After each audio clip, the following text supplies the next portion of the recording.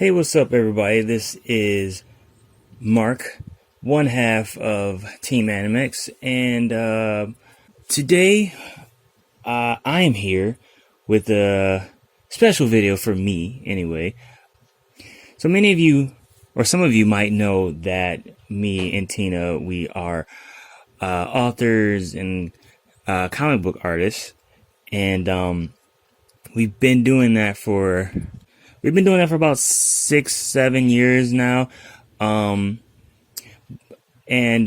Professionally, we've been doing it for about 6 or 7 years. And we never really gave you any background on how we got to that point and, why we chose to do these things that we do, why we chose to pursue this career that we're pursuing. Tina will give you her perspective in another video, but this one is my perspective.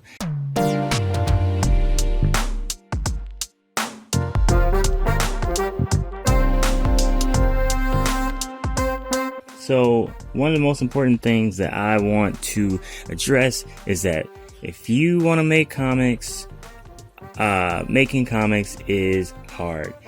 It's always been hard. But I'm going to try and give you some insights on what it's like for us making comics. So I grew up as a fan of DC comic books. So we're talking Batman, we're talking Superman, Wonder Woman, all those greats. Anime, Dragon Ball Z, Yu Yu Hakusho, Sailor Moon, Pokemon, all those classics. American cartoons, I'm not gonna name all those. Manga, comic books. I grew up loving all those things. All those things pretty much shaped my childhood. And I've technically been making comics since 4th grade. I don't know how old I was, but I started with the most basic supplies and, just pretty much stapling line paper or printer paper and just boom, I got my comic book and I'm going to draw in it. So I only use just traditional pens and pencils. Proper art supplies wasn't really my thing back then. So using stuff like pens, horrible idea. Some of the stuff was rough. I mean, rough. Some of it was really sketchy. Some of it, I drew over mistakes because I can't erase it. I still got a lot of that stuff. So what I would do is I would let my friends borrow the comic books, let them read them, let them tell me what they thought about it. I wasn't ashamed of my comics, if you could call it that back then. So I remember specifically one of my friends that I loaned one of my comic books to. He actually kind of took one of my comics and basically drew his own, stuff on it. So, needless to say, I obviously had to cut him free of my circle of friends. The comic books I made were basically based off of things that I, was loving at the time. So like superheroes, Dragon Ball Z, typical stuff like that. Nothing that was really my own yet. Whenever I did come up with some of my own original concepts, I never finished most, if not all of them. So as I got older, I decided that, okay, I do want to make something from start to finish and actually make this a legit comic book. And I believed I could do it. I had friends around me who also believed in me. And so I started my journey on how to make an actual comic book. Obviously, it took a lot of studying, a lot of looking into things, what it took, traditional publishing, so many things. Many of them very discouraging because at the time, the process of coming out with your own book was a little bit more complicated, or I'll say the knowledge that was easily accessible was a little more complicated than it is, nowadays. So, and also getting information wasn't as easy as it is now as well.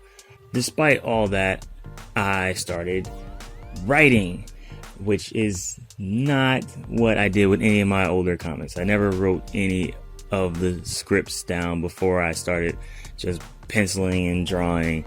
I was trying to be absolutely serious, so I started with a script. And I was so serious with this script, so serious that I started this script in a sketchbook.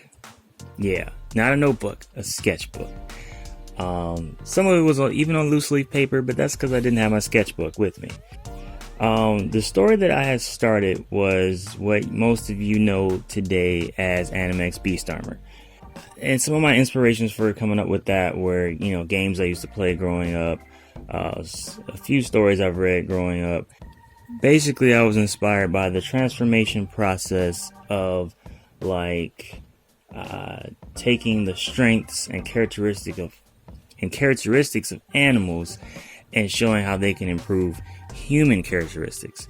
That was like the baseline of it, and also being inspired by shonen manga, specifically like Naruto was a huge inspiration for me.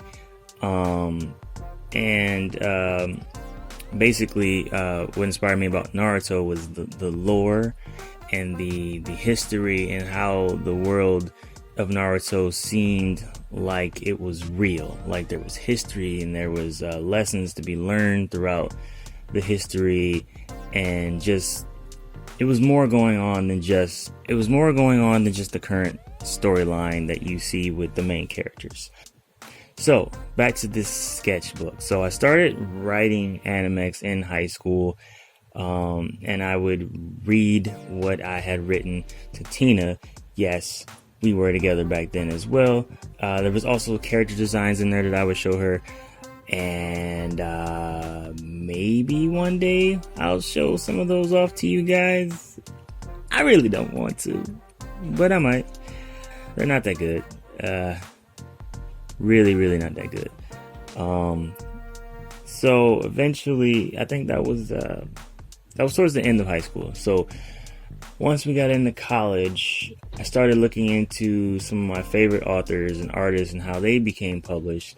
Mark Crilly, he's a awesome artist on YouTube. He's been doing YouTube for, almost since the beginning. And I've been watching him and being inspired by him for years. We also recently met him. If you haven't seen that video, you can check that out. And it is through watching videos about him that I discovered self-publishing.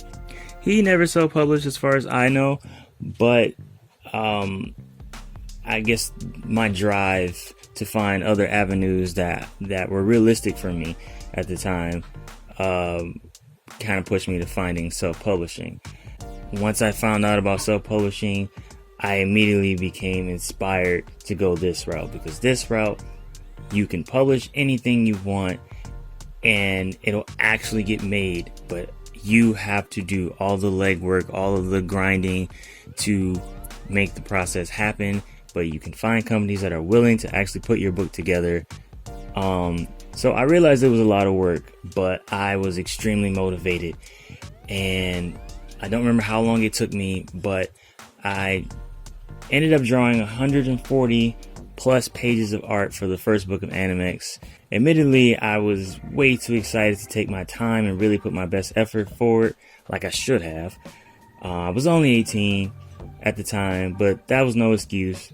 I'm just saying I was pretty young, pretty inexperienced. I kind of rushed like the last 30 pages or so, because at that point I was just kind of burnt out, and I was realizing that I still had so much more work to do, even beyond just penciling pages.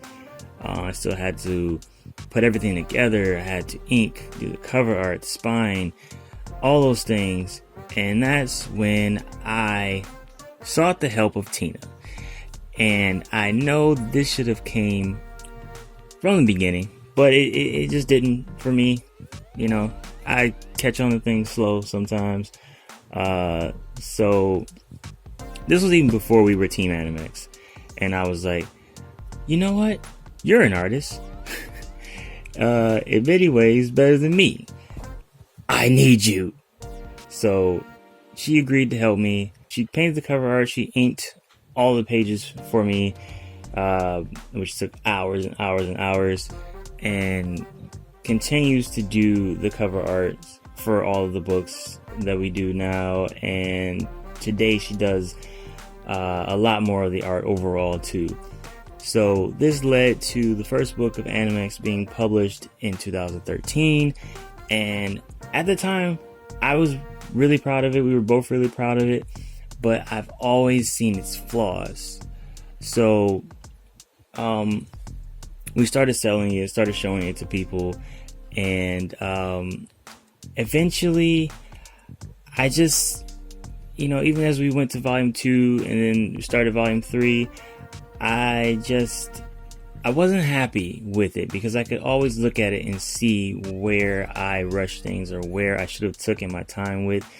And in 2016, we went back and added more digital work to a mostly traditional book, which really improved on what we had. But even still, it was just so much that I kind of regretted about the first books of ABA.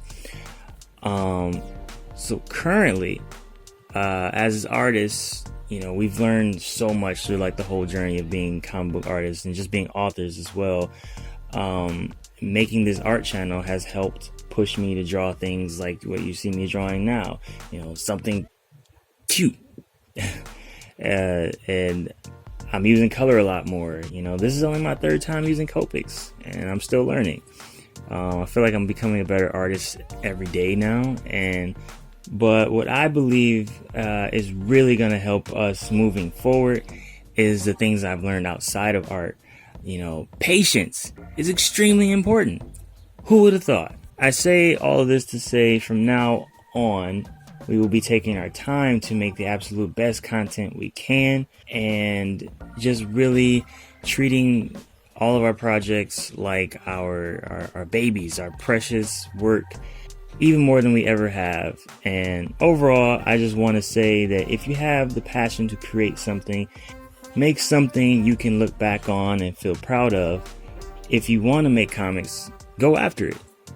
I mean, it's hard work, of course, a lot of hard work and a lot of learning, but the best things in life all require these things.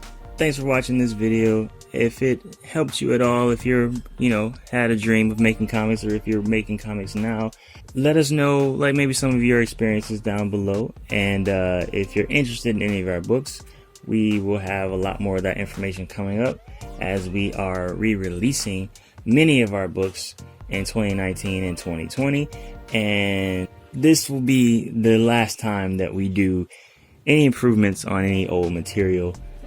So there's even a new logo coming to Anamex, and so stick around for all of that. Thanks for watching. Like the video, subscribe if you want to see more, and we'll see you guys next time.